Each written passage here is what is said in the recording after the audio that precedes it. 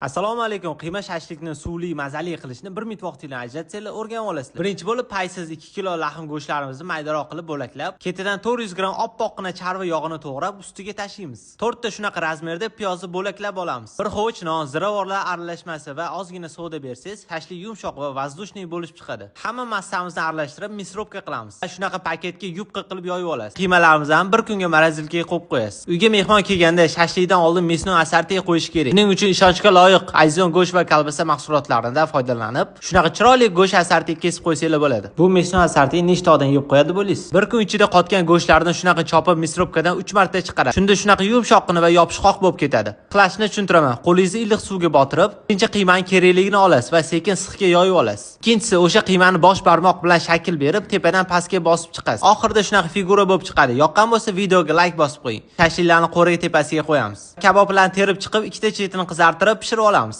Shashlik sifatini sochniligidan va yumshoqligidan bilib olsanglar bo'ladi. Video yoqqan bo'lsa bomba deb yozib, do'stlaringizga ulashing. Kanalimga a'zo bo'lsanglar, bundan bomba retseptlar sizlarni kutyapti. Bomba.